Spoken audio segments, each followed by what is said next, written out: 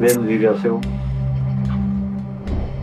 RAB আছে, আছে, সবকিছু তো ওদিকে তো কাম করাইতো। ওরা কাজ করে, একটা গুন্ডা আছে, পুলিশ আছে, পুলিশের তো বড় গুন্ডা, গুন্ডা লাগে না তো। He has the power of Bangladesh Army. He has the power of his brothers because they are gangsters. They are mafia.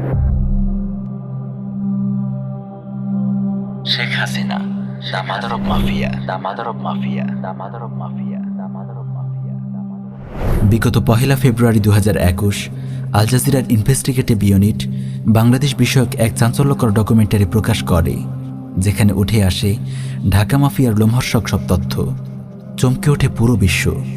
কিভাবে পুরো একটি দেশ চলে যেতে পারে মাফিয়া পরিবারের হাতে, কিভাবে একটি দেশের সেনাপ্রধান হতে পারে ভয়ঙ্কর কোনো মাফিয়া চক্রের মাস্টারমাইন্ড। আল জাজিরার এই ডকুমেন্টারি স্পষ্ট করে দেয় কথিত গণতন্ত্রের মানসকন্যা শেখ হাসিনার আসল রূপ হল দ্য মাদার অব মাফিয়া। 1 ঘন্টার এই ডকুমেন্টারিতে উঠে আসে এমন সব মাফিয়া গ্যাংস্টারদের নাম যারা বর্তমানে গোটা বাংলাদেশকে নিয়ন্ত্রণ করছে। এই তালিকার শীর্ষে আছে প্রধানমন্ত্রী Sheikh Hasina, the mother of mafia; সেনাপ্রধান general Aziz Ahmed, the big boss of mafia gang; IGP Benazir Ahmed, mafia সিন্ডিকেটের প্রথম সারির বস; স্বরাষ্ট্রমন্ত্রী, মাফিয়া সিন্ডিকেটের প্রথম সারির বস; সেনাপ্রধানের 3 ভাই, ঠান্ডা মাথার খনি হারিস আহমেদ ওরফে মোহাম্মদ হাসান; সন্ত্রাসী আনিস আহমেদ; সন্ত্রাসী জোসেফ আহমেদ। প্রিয় দর্শক, এই ভয়ঙ্কর মাফিয়া চক্রের হাতে বন্দী বাংলাদেশ এবং বাংলাদেশের মানুষ। তবে আল জাজিরার ডকুমেন্টারিতে মাদার অব মাফিয়ার কথা উঠে এলেও একটি বিষয় আড়ালে থেকে গেছে। Who is the father of Dhaka mafia? কে নাড়ছে এই মাফিয়া চক্রের মূল কলকাঠি? এই প্রশ্নের উত্তর পেতে শেষ পর্যন্ত আমাদের সঙ্গে থাকুন। ভয়ঙ্কর ঢাকা মাফিয়া উত্থানের পটভূমি। ঢাকার মোহাম্মদপুরে বাস করত মাফিয়া মাস্টারমাইন্ড সেনাপ্রধান আজিজ আহমেদের পরিবার। আজিজ ছিল তার 5 ভাইয়ের মধ্যে দ্বিতীয়। পরিবারের আর্থিক অবস্থা অত্যন্ত খারাপ ছিল। বাবার স্বল্প আয়ে তাদের পরিবার ঠিকমতো চলত না। 1981 সালে আজিজ আহমেদ বাংলাদেশ সেনাবাহিনীতে যোগ দেয়। বাকি 4 ভাই হারিস, আনিস, জোসেফ ও টিপু ঢাকার মোহাম্মদপুরে একটি ক্রিমিনাল গ্যাং তৈরি করে। খুন, চিন্তায়, চাঁদাবাজি এবং রাজনৈতিক নেতাদের আশ্রয় প্রদান ইত্যাদি ছিল তাদের প্রধান কাজ।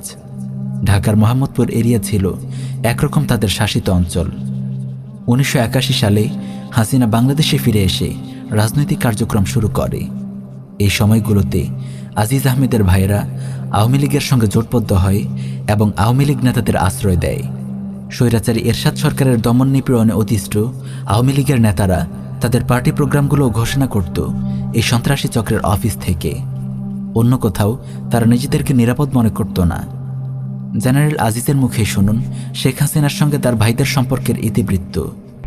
যখন হলো আওয়ামী লীগ ওই জাতীয় পার্টির সময়, যখন হলো সবচেয়ে খারাপ সময় যাচ্ছিল, যখন তারা তাদের কেন্দ্রীয় অফিসে বসতে পারতো না, তখন কিন্তু my brothers they were the main strength of this party. কেন্দ্রীয় নেতারা এসে আমার ছোট ভাইয়ের অফিসে বসে তারা হলো পার্টির হলো প্রোগ্রাম এখান থেকে অ্যানাউন্স করতো তারা, কারণ অন্য জায়গায় তারা নিরাপদ মনে করতো না, তো তারা ছিল ইয়াতে। 90-এর দশকের মাঝামাঝি সময়ে হারিস আহমেদ শেখ হাসিনার ব্যক্তিগত বডিগার্ডের দায়িত্ব পালন করে। 1996 সালে নির্বাচনের 1 মাস আগে ঢাকা মাফিয়া ডন জেনারেল আজিজের 3 ভাই হারিস, আনিস ও জোসেফ তাদের রাজনৈতিক প্রতিপক্ষ মুস্তফা নামের একজনকে মোহাম্মদপুরের রাস্তায় গুলি করে হত্যা করে। 2004 সালে আদালত জোসেফকে মৃত্যুদণ্ড এবং হারিস ও আনিসকে যাবজ্জীবন কারাদণ্ড দেয়। হারিস ও আনিস গ্রেফতার এড়িয়ে দেশের বাইরে পালিয়ে যায়। জোসেফ গ্রেফতার হয়। কিভাবে গঠিত হয় এই মাফিয়া চক্র? The mother of Dhaka mafia প্রধানমন্ত্রী শেখ হাসিনা 2008 সালে ক্ষমতায় আসার পর থেকে তার মাফিয়া চক্র গঠনের দিকে মনোযোগ দেয়। এই মাফিয়া চক্র গঠনে সবচেয়ে বড় বাধা ছিল বাংলাদেশ সেনাবাহিনী। তাই শুরুতেই ইন্ডিয়ার সহায়তায় শেখ হাসিনা পিলখানা হত্যাকাণ্ড ঘটিয়ে 57 জন শীর্ষ সেনা কর্মকর্তাকে নৃশংসভাবে হত্যা করে। এভাবে মেরুদণ্ড ভেঙে গুঁড়ো করে দেয়া হয় একটি শক্তিশালী সেনাবাহিনীর। এরপর শেখ হাসিনার জন্য মাফিয়া সাম্রাজ্য গঠনের সব বাধা দূরীভূত হয়ে যায়। শেখ হাসিনার আশীর্বাদ ধন্য হয়ে জেনারেল আজিজ 2012 সালে বিজেপির মহাপরিচালক পদ লাভ করে। 2014 সালের বিতর্কিত নির্বাচনে শেখ হাসিনার বিজয়ের পেছনে কলকাঠি নেড়েছিল তার পালিত এই জেনারেল। 2018 সালের 25শে জুন শেখ হাসিনা তার মাফিয়া চক্রকে এক নতুন অবস্থানে নিয়ে যায়। প্রথমে সে রাষ্ট্রপতি আব্দুল হামিদকে দিয়ে জেনারেল আজিজের মৃত্যুদণ্ডপ্রাপ্ত কারাবন্দী ভাই জোসেফকে ক্ষমা করায়, ফলে সে মৃত্যুদণ্ড থেকে অব্যাহতি পায়। জোসেফকে মুক্ত করার পর শেখ হাসিনা তার পোষা জেনারেল আজিজ আহমেদকে বাংলাদেশের সেনাপ্রধান হিসেবে নিযুক্ত করে। পিলখানা হত্যাকাণ্ডের পর মেরুদণ্ডহীন সেনাবাহিনী নিয়ে যা ইচ্ছে তাই করার সক্ষমতা লাভ করেছিল শেখ হাসিনা। 2018 সালে রাতের আধারে ভোট চোরের যে নির্বাচন হয়েছিল, সে নির্বাচনের মাস্টারমাইন্ড ছিল জেনারেল আজিজ। সেনাপ্রধান হিসেবে সে তার সর্বোচ্চ ক্ষমতার ব্যবহার করেছে শেখ হাসিনাকে ক্ষমতায় আনতে। এভাবে সেনাবাহিনী, পুলিশ, বিজিবি ও র্যাব সহ দেশের সকল শক্তিকে কক্ষিগত করে শেখ হাসিনা গড়ে তোলে তার গ্রেট মাফিয়া সাম্রাজ্য। মাফিয়া ডন জেনারেল আজিজের কুকীর্তি। 2014 সালে তৎকালীন বিজেপি মহাপরিচালক mafia don general Aziz Ahmed তার পলাতক ভাই খুনি হারিস আহমেদকে তার মাফিয়া কার্যক্রমের অংশ হিসেবে ইন্ডিয়া থেকে হাঙ্গেরি নিয়ে যায়। জেনারেল আজিজ তার জন্য একটি ভুয়া আইডেন্টিটি তৈরি করে দেয়। বিজেপি মহাপরিচালক হিসেবে নিজের প্রভাবকে কাজে লাগিয়ে সে তার ভাইয়ের জন্য জাল বার্থ সার্টিফিকেট, জাল এনআইডি কার্ড, জাল পাসপোর্ট, এমনকি জাল ম্যারেজ সার্টিফিকেটও বানিয়ে ফেলে। খুনি হারিস আহমেদের নতুন নাম হয় মোহাম্মদ হাসান। এই নামেই খুনি হারিস আহমেদ তার মাফিয়া কার্যক্রমের অংশ হিসেবে হাঙ্গেরি ও ফ্রান্সে তার ব্যবসা শুরু করে। মাফিয়া ডন জেনারেল আজিজের সহায়তায় হাঙ্গেরিতে সে বাংলাদেশের আন্তর্জাতিক বিনিয়োগ এবং লেনদেনগুলোতে মিডলম্যান হিসেবে কাজ করে আর হাতিয়ে নেয় কোটি কোটি টাকা। জেনারেল আজিজ শেখ হাসিনার নির্দেশে বিজিবি ও সেনাবাহিনীকে একটি ভাড়াটে গুন্ডা বাহিনীতে পরিণত করে। কুখ্যাত মাফিয়া ডন জেনারেল আজিজ ভালো করেই জানে শেখ হাসিনার নির্দেশে দেশ ও দেশের মানুষের সঙ্গে যে গাদ্দারি সে করেছে, আর্মি চিফ পদ থেকে অবসর নেওয়ার পর সে কোনোভাবেই আর বাংলাদেশে নিরাপদ নয়। তাই তার ভবিষ্যৎ পরিকল্পনা হলো অবসর নেওয়ার পর সে ইউরোপ পালিয়ে যাবে। সেখানে তার ভাই হারিসের মাধ্যমে প্রতিষ্ঠিত বে অব বেঙ্গল কোম্পানির ডিরেক্টর জেনারেল হবে আর ইউরোপময় ঘুরে বেড়াবে। র্যাব ও পুলিশ দুটি গুন্ডা বাহিনী। এই মাফিয়া সাম্রাজ্যের অফিসিয়াল গুন্ডা বাহিনী হল র্যাব আর পুলিশ। মাফিয়া ডনরা হুকুমের গোলাম এই গুন্ডা বাহিনীকে নিজেদের স্বার্থে ইচ্ছেমতো ব্যবহার করে। ঘুষখোর পুলিশের অফিসাররা সবসময় এমন জায়গায় বদলি হতে চায় যেখানে ঘুষ বেশি পাওয়া যায়, আর এই পোস্টিং পরিবর্তনে কোটি কোটি টাকা আয় করে মাফিয়ার শীর্ষ নেতারা, যাদের মধ্যে আছে স্বরাষ্ট্রমন্ত্রী আসাদুজ্জামান খান, পুলিশের আইজিপি বেনজির আহমেদ এবং জেনারেল আজিজের ভাই সন্ত্রাসী হারিস আহমেদ। হারিস আহমেদের মুখেই শুনুন। পুলিশ আঙ্গুল এখানে এই ওসিমোসিগুলোর পোস্ট করতে কিরকম টাকা দিত? যেমন ধরেন আপনার আমি আপনার এয়ারপোর্ট থানার ওসি মিনিমাম 10 কোটি টাকা, 5 কোটি টাকা। অ্যাকচুয়ালি ট্রান্সফারের টাকাটা খাইল home minister, IG, police commissioner. মনে করেন 5 কোটি টাকা কন্ট্যাক্ট করলে হয়তো 3 কোটি টাকা দিয়ে 2 কোটি টাকা আমরা এটি কমান যায়। মাফিয়া ডন জেনারেল আজিজের ভাই হারিস আহমেদ ইউরোপে বসে র্যাব নামক এই গুন্ডা বাহিনীকে চালায়। হারিসের মুখেই শুনুন। বেনজির আছেও, র্যাব আছে, আছে, সবকিছু তো ওদিকে তো কাম করাই। এই আনচুদ আবার গুন্ডা হইলো র্যাব হওয়া, আমার তো এমনি গুন্ডা লাগে না তো, আমার তো এই গুন্ডা, কারো ডাইলিও কারো ধরো ফেরো। কেবল র্যাবই নয়, পুলিশও এই মাফিয়া গোষ্ঠীর গুন্ডা বাহিনী। হারিসের মুখেই শুনুন।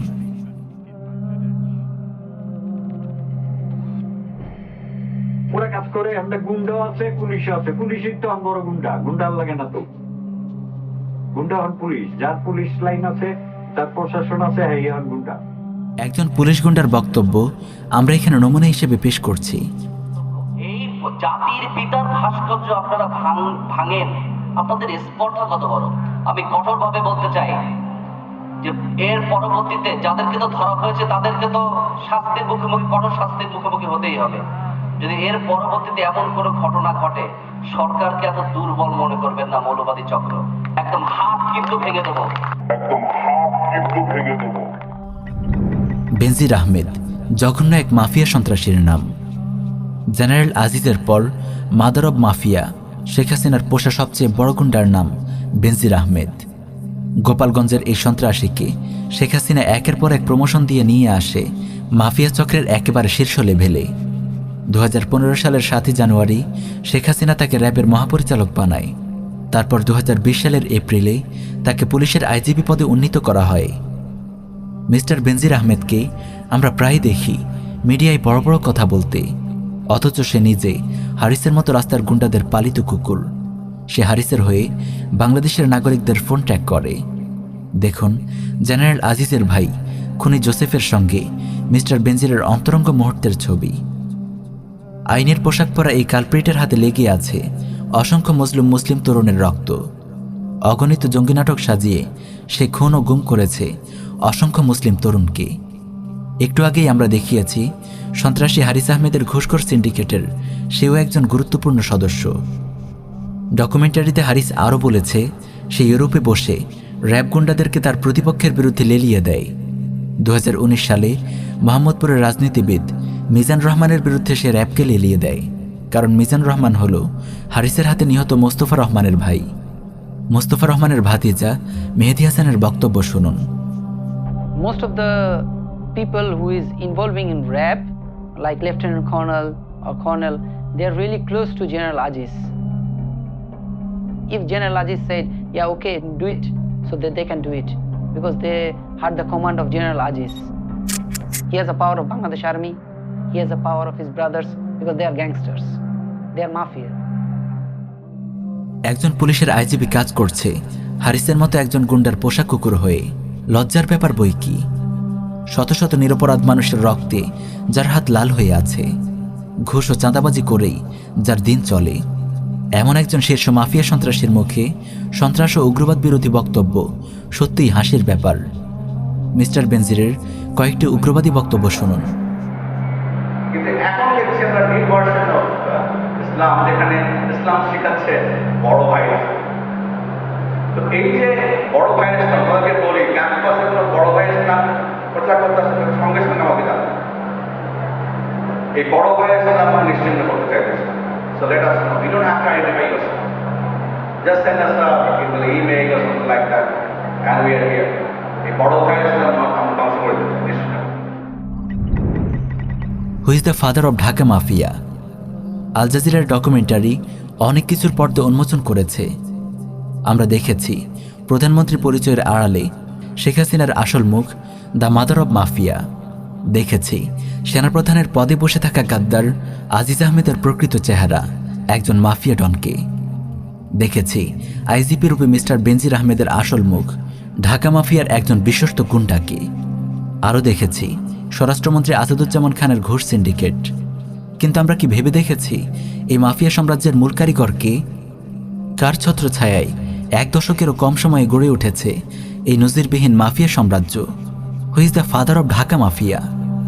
আল জাজিরা এই বিষয়টি এড়িয়ে গেলেও আমরা সেটি দেশবাসীর সামনে স্পষ্ট করে দিতে চাই। ঢাকা মাফিয়ার বর্তমান খলনায়ক হল গুজরাটের কসাই mister Narendra Modi, the father of Dhaka mafia. বাংলাদেশের অনেক মন্ত্রী এ ব্যাপারে সুস্পষ্ট ইঙ্গিত দিয়েছে। প্রধানমন্ত্রী শেখ হাসিনা বলেছে, বাংলাদেশ ও ভারতের ক্রমবর্ধমান অর্থনৈতিক নির্ভরতা আমরা আনন্দের সঙ্গে স্বীকৃতি দেই। পররাষ্ট্রমন্ত্রী আব্দুল মোমিন বলেছে, ভারত ও বাংলাদেশের সম্পর্ক স্বামী স্ত্রীর মতো। স্বরাষ্ট্রমন্ত্রী আসাদুজ্জামান খান বলেছে, ভারত আমাদের পরীক্ষিত বন্ধু। নরেন্দ্র মোদী ভারতের কুখ্যাত জঙ্গি সংগঠন আরএসএসের একজন ঝানু নেতা। 2002 সালে গুজরাটের মুখ্যমন্ত্রী থাকাকালে সে হাজার হাজার মুসলিমকে হত্যা করে। ইতিহাসে এই ঘটনা গুজরাট হত্যা নামে খ্যাত। 2014 সালে ভারতের লোকসভা নির্বাচনে রাজনৈতিক দল বিজেপি থেকে সে ভারতের প্রধানমন্ত্রী নির্বাচিত হয়। প্রধানমন্ত্রী হিসেবে দায়িত্ব গ্রহণের পর থেকেই সে নিরলসভাবে কাজ করে যাচ্ছে জঙ্গি সংগঠন আরএসএসের ড্রিম প্রজেক্ট অখণ্ড ভারতের রামরাজত্ব প্রতিষ্ঠা নিয়ে। ইতিমধ্যে সে অনেক এগিয়েছে। সংবিধানের 370 ধারা বাতিল করে কাশ্মীরের স্বায়ত্তশাসন কেড়ে নিয়েছে, বাবরি মসজিদ ভেঙে রাম মন্দির নির্মাণ করেছে, মুসলিমদেরকে বাস্তুভিটাহীন উদ্বাস্তু জাতিতে পরিণত করতে পাশ করেছে সিটিজেন অ্যামেন্ডমেন্ট বিল সিএএ। এই আইন বাস্তবায়িত হলে ভারতের মুসলিমদের পরিণতি আরাকানের মুসলিমদের চেয়েও জঘন্য হবে। অতি অল্প সময়ে তার অগ্রগতি উপমহাদেশের মুসলিমদের জন্য এক অশনি সংকেত। শেখ হাসিনাকে দিয়ে ঢাকা মাফিয়া প্রতিষ্ঠা গুজরাটের কসাই নরেন্দ্র মোদীর হিন্দুত্ববাদী এজেন্ডারই একটি গুরুত্বপূর্ণ প্রজেক্ট। ভারতের গোয়েন্দা সংস্থা র 2009 সালে বাংলাদেশের ইতিহাসের বর্বরতম হত্যাকাণ্ড ঘটায় ঢাকার পিলখানায়। হত্যা করা হয় দেশের শীর্ষ আর্মি নেতৃত্বকে, ভেঙে গুঁড়িয়ে দেয়া হয় একটি স্বাধীন দেশের সেনাবাহিনীর মেরুদণ্ড।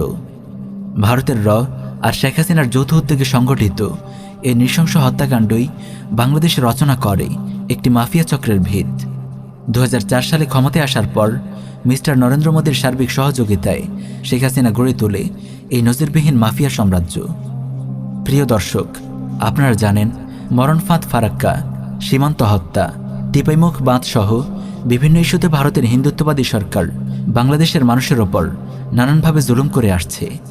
তবে নরেন্দ্র মোদীর এই মাফিয়া সাম্রাজ্য প্রতিষ্ঠা অন্য সব ইস্যুর মতো সাধারণ কোনো ইস্যু নয়। এই ইস্যুর সঙ্গে জড়িয়ে আছে এদেশের মুসলিমদের ভবিষ্যৎ, আগামী মুসলিম প্রজন্মের ঈমান আর আকীদা ও অস্তিত্ব সংরক্ষণের মতো স্পর্শকাতর বিষয়। হাসিনা আজিজার বেনজির গংরাতো টাকার ক্ষমতার লোভে কসাই মোদের সহায়তায় গড়ে তুলেছে এই মাফিয়া সাম্রাজ্য। কিন্তু মোদির টার্গেট হল উপমহাদেশের রামরাজত্ব প্রতিষ্ঠা। বাংলাদেশের মুসলিমকে সিদ্ধান্ত নিতে হবে তারা বাংলাদেশের এই মুসলিম ভূখণ্ডকে হিন্দুত্ববাদী ভারতের হাতে তুলে দেবে কিনা, এদেশকেও আরাকান কাশ্মীর গুজরাট হতে দেবে কিনা। তাই এই মাফিয়া সাম্রাজ্যকে ভেঙে টুকরো টুকরো করতে হলে মুসলিমদেরকে প্রস্তুতি নিতে হবে এখনই। আরও জোরদার ও শক্তিশালী করতে হবে দাওয়াহ ও ইরশাদ কার্যক্রম, তৈরি করতে হবে ব্যাপক জনসচেতনতা। তবেই এই হিন্দুত্ববাদী মাফিয়া সাম্রাজ্যের কবল থেকে রক্ষা পাবে এদেশের মানুষ।